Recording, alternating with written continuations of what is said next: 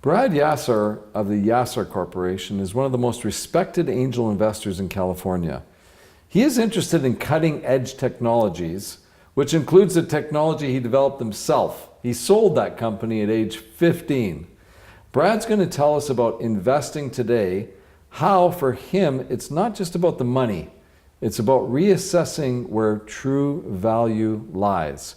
Welcome back to Biz 101, Brad. Thank you for having me again. Yeah, we learned all about your, let's call it young career as an entrepreneur. When a guy starts at age 9 and exits at age 15.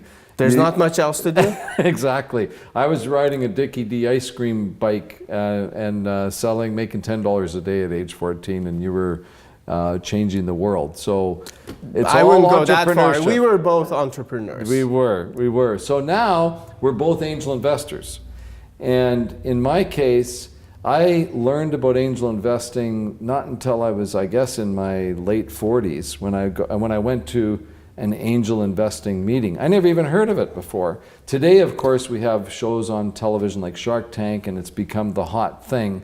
Tell us about how you got into angel investing and why. So I've always been interested in financial markets. That's what my dad used to do. And I bought my first Microsoft stock when it became public and available to the general public. And you were in Microsoft when it IPO'd? Afterwards. Okay. Afterwards. I wish I was in it before the IPO, but so I've always dabbled a little bit in trading and studied some of it because there was always that thought in my head that one day I could maybe go into banking and finance, so I wanted to understand how that works. Fast forward to the stock market crash of 2008, my consulting business lost all of its pipeline, and it was a very long sales cycle. The sales cycle took anywhere from a year to year and a half of whining and dining and really connecting with C-level executives to get these projects. But just before you go on, what kind of consulting was it? Because you created software. It was mergers and acquisitions. After I created software, after I learned how to sell, I realized that the most important asset a company has is its human capital.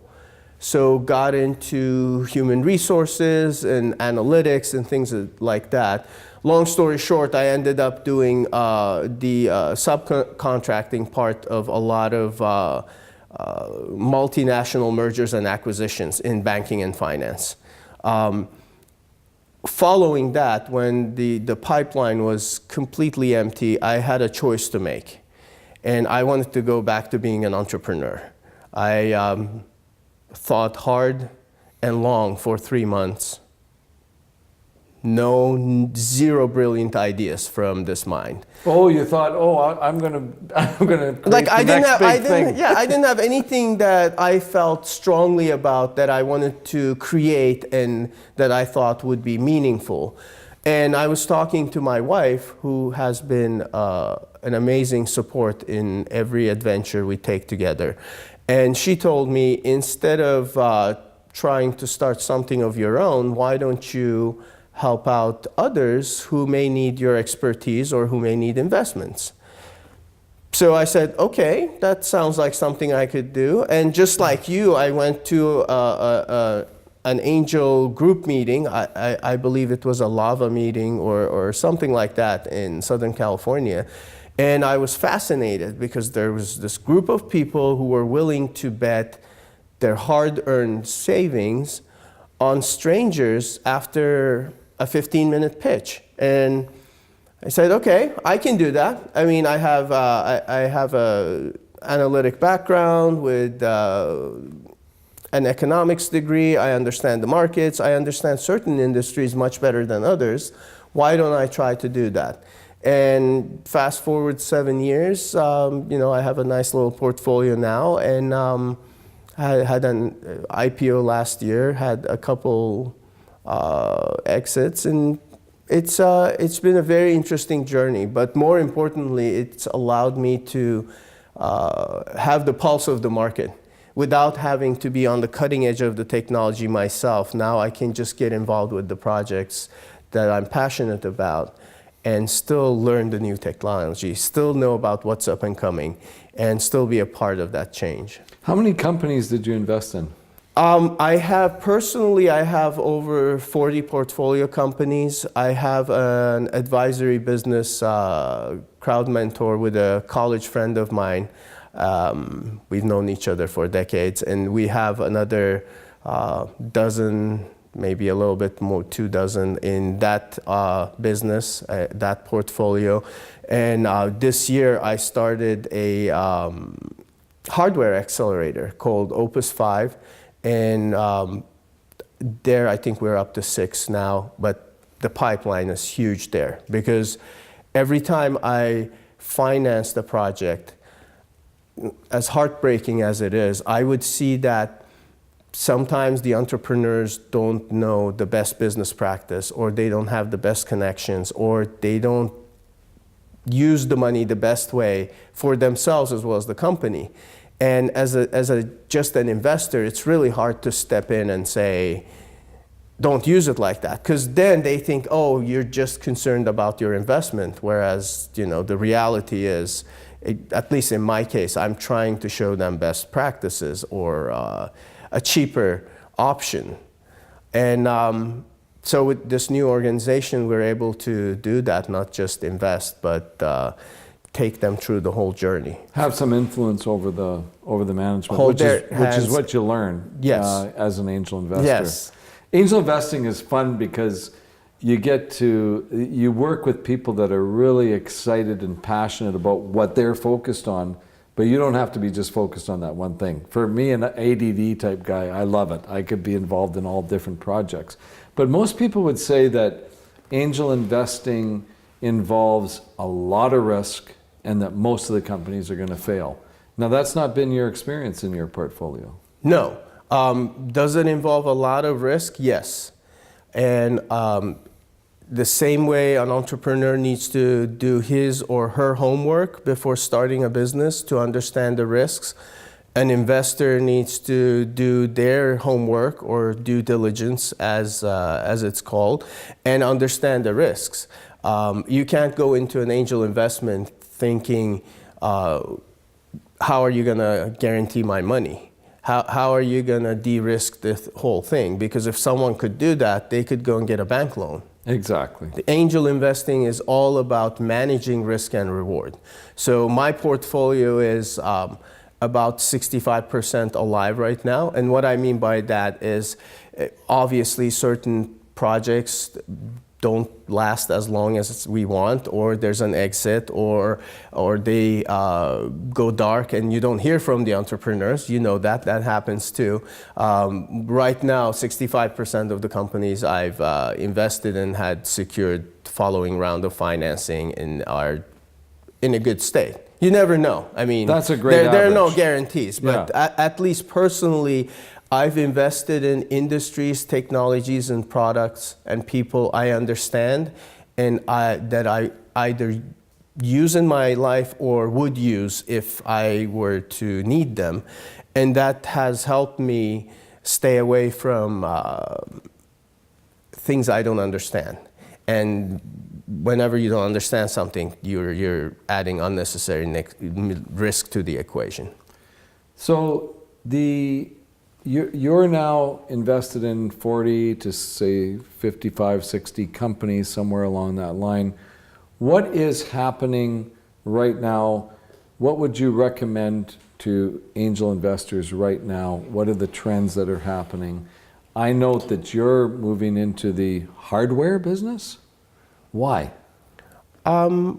That's a two-part question. Let me start with the second one and come back to the first one, because I have a feeling first one requires the longer answer.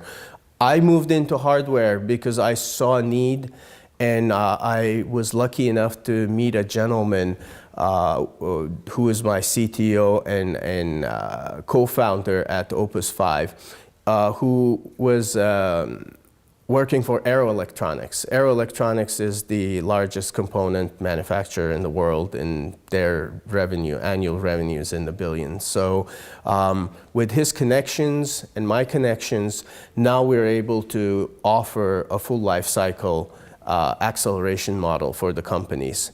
So it's not necessarily how much we invest or what we do, it's who we know and how we can bring those relationships into the mix. So that's opportunity driven, a relationship. Exactly, That's why. exactly. I always loved hardware. I never had a partner like that who could handle the manufacturing logistics. Now I do, and I want to give it a good try.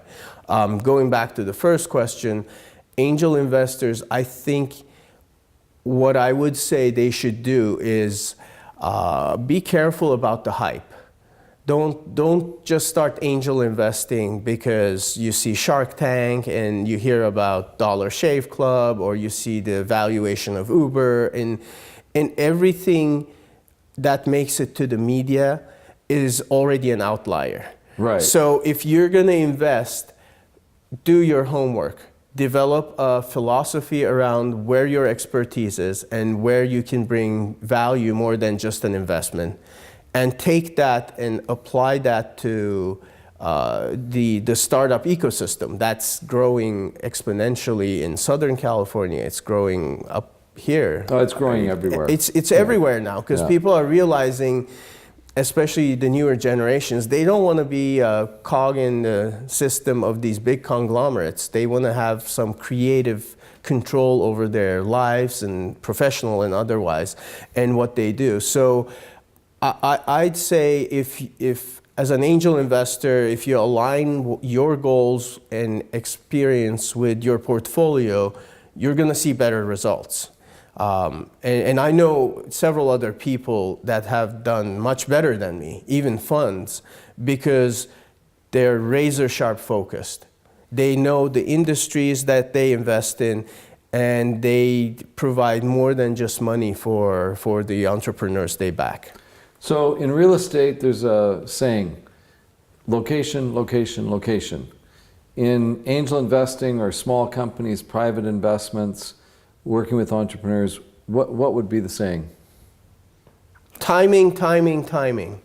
If you get in at the right valuation, at the right time, even a mediocre success can have a very large return.